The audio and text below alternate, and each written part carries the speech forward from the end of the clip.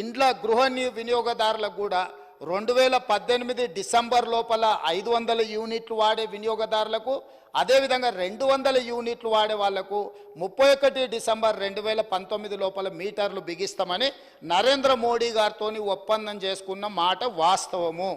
ఈ అధికారిక రికార్డులను తమరి ద్వారా అబద్ధాలు సభను తప్పుదోవ పట్టించిన హరీష్ రావు గారికి నేను ఇస్తున్నా. అదేవిధంగా వారు మాట్లాడిన అబద్ధాలు అన్నిటిని కూడా రికార్డులను తొలగించి ఆ రికార్డులను సవరించాల్సిందిగా తమరికి విజ్ఞప్తి చేస్తున్నాను అధ్యక్ష. తమరి ద్వారా వారికి రికార్డు నేను ఇవ్వదలుచుకున్నా. ఎందుకంటే ఆ కాగితాలు ఎక్కడున్నాయో మాకేం తెలుసు, మీరేంది అని. అందుకే అధ్యక్ష, మా వెంకటరెడ్డి గారు ఒక మాట చెప్పారు, వారికి హాఫ్ నాలెడ్జ్ అని. వారికేమో హాఫ్ నాలెడ్జు, పెద్దానికేమో ఫుల్ నాలెడ్జు. ఇక మేము ఏం చేస్తాం అధ్యక్ష? కాబట్టి అందుకే సభలో వాస్తవాలు మాట్లాడితే బాగుంటుంది అధ్యక్ష. ఒక రాజు ఉంటాడు, ఆయన ఒకటే కన్ను ఉంటుంది పాపం, ఆయన మనసులో బాధ ఉంటుంది. ఒక కన్ను ఉన్నమాట వాస్తవం, ఒక అగవైకల్యం ఉంది పాపం, ఏం చేయాలి? భగవంతుడు అంతే ఇచ్చాడు, ఆయనకు బాధ ఉంటుంది. కానీ అందరూ ఏం చెప్తారు, ఈ కవి కూడా ఏదో చిన్న బాధ ఉంటుంది. అరే నువ్వు రాజుగారి దగ్గర మంచి బహుమానం పొందాను అంటే జర పొగడాలరా భయ్, నేను ఒక కన్ను కాలిపోయింది కానీ అట్లా అయినా పొగడాలరా భయ్, ఎట్లనే చేసి నువ్వు పొగుడు, ఆయన సంతోషపెట్టు, నువ్వు సంతోషపెడితే నీకు మంచి లాభం జరుగుతుంది అని చెప్తారు అధ్యక్ష. అప్పుడు ఆయన మజబూరిగా పాపం ఏం చేయాలి, ఆయనకు అవసరం ఉంది కాబట్టి ఇష్టం మనసులో లేకపోయినా చెప్తాడు,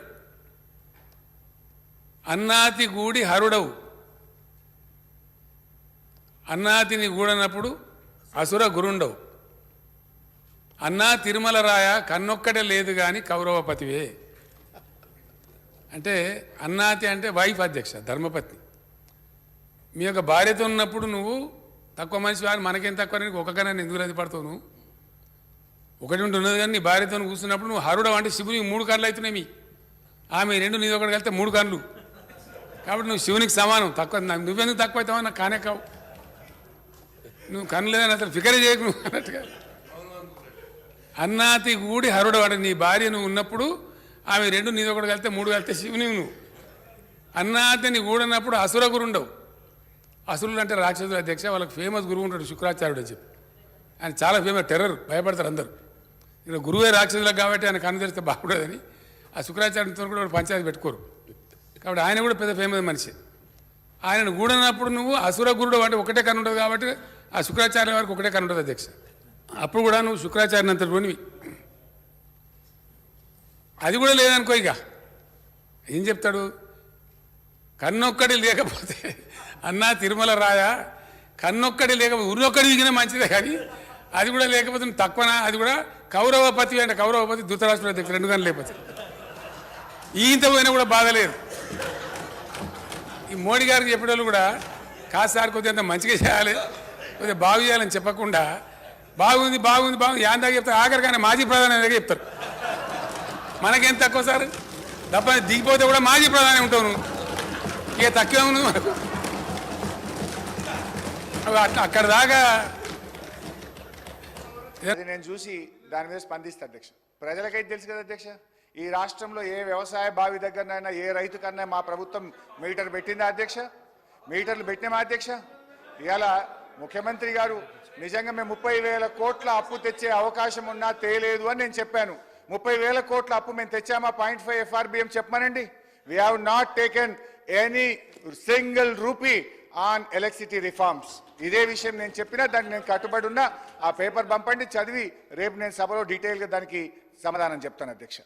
అధ్యక్ష, ముఖ్యంగా బీసీల విషయంలో ఈ ప్రభుత్వం ఆనాడు కామారెడ్డి డిక్లరేషన్లో 1,00,000 కోట్ల రూపాయలు బీసీలకు ఖర్చు పెట్టాం 5 ఏళ్లలో అని చెప్పారు. అంటే 1,00,000 కోట్లు అంటే సంవత్సరానికి 20,000 కోట్లు బడ్జెట్లో పెట్టాలి. కానీ గౌరవనీయులు ఆర్థిక శాఖ మంత్రి గారు ఈ బడ్జెట్లో కేవలం 9,000 కోట్లు మాత్రమే పెట్టారు. అది ఎట్లా ఖర్చు పెట్టారు, మరి ఆ 1,00,000 కోట్లు ఎట్లా నింపుతారో కూడా వారు చెప్పాలి అధ్యక్ష. అధ్యక్ష, ముఖ్యంగా చేనేత కార్మికులు, నేను పేదల గురించి, బీసీల గురించి మాట్లాడుతున్నా, దళితుల గురించి, మైనార్టీల గురించి. అధ్యక్ష, మీరు అధికారంలోకి వచ్చిన తర్వాత చేనేత కార్మికుల నోటికాడ బుక్ ఎత్తగొట్టారు. 14 మంది చేనేత కార్మికులు ఆత్మహత్య చేసుకున్నారు. దయచేసి రివ్యూ చేయండి, చేనేత కార్మికులకు ఆర్డర్లు ఇవ్వండి, వాళ్ళ బకాయిలు ఇవ్వండి, వాళ్ళ ఆత్మహత్యల్ని నివారించాలని మీ ద్వారా ప్రభుత్వాన్ని నేను కోరుతా ఉన్నాను. ఎందుకంటే వాళ్ళు రోడ్లెక్కి ధర్నాలు చేస్తున్నారు, బంద్ కాలిస్తున్నారు. తొందరగా నిర్ణయం తీసుకోండి అధ్యక్ష. అధ్యక్ష ఎంబీసీ కులాలకు ప్రత్యేక మంత్రిత్వ శాఖ పెట్టామన్నారు, ఆ ఊస రాలేదు. మైనార్టీల కోసం हमारे मुसलमान भाइयों के लिए बहनों के लिए ये लोग वादा करे 4000 करोड़ बजट में रखते बोल के बोले, लेकिन सिर्फ 3000 करोड़ रुपए रखे हैं। ये सरकार बड़े भाई के रास्ते में छोटे भाई चल रहा साहब। वहां बड़े भाई के पास या कोई एमपी मुसलमान नहीं है, कोई मिनिस्टर मुसलमान नहीं है, या अपने राज्य में भी ये बड़े भाई के गवर्नमेंट में एक मुसलमान के एमएलए नहीं है, एक मुसलमान के एमएलसी नहीं है। ये हुकूमत में कम से कम मुसलमानों को मिनिस्टर भी नहीं दिया है। ये मैं पूछना चाहता हूं, उन लोगों के वोटों से आप हुकूमत बनाना चाहते, लेकिन माइनॉरिटीज को हुकूमत में जगह न क्यों नहीं मिलता बोल के मैं ये सरकार से पूछना चाहता हूं। इमाम मौजम साहब लोगों को 10,000 रुपए देते बोले, अभी तक वो भी अमल नहीं हुआ। माइनॉरिटी सब प्लान के लिए 1000 करोड़ रुपए देते बोले, वो भी बजट में नहीं दिया हुआ है। సో మైనార్టీలకు దయచేసి న్యాయం చేయాలని చెప్పి కూడా నేను కోరుతా ఉన్నా అధ్యక్ష.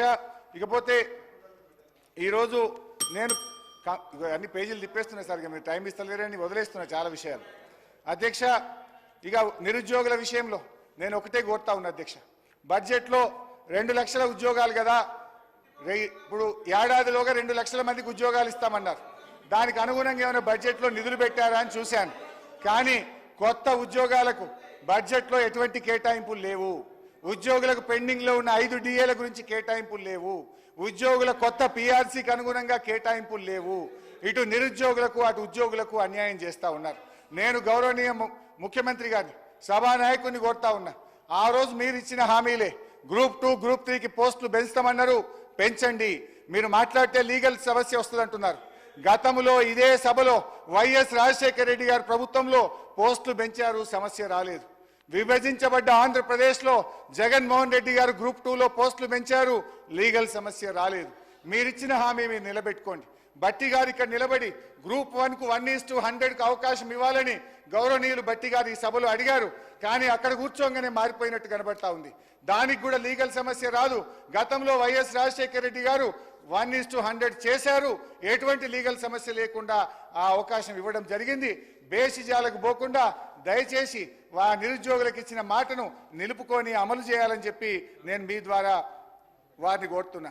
నిరుద్యోగులకు 4000 భృతి పోయినసారి అడిగితే బట్టి గారు ఇదే సభలో మేము అటువంటి హామీ ఇవ్వలేదని అన్నారు.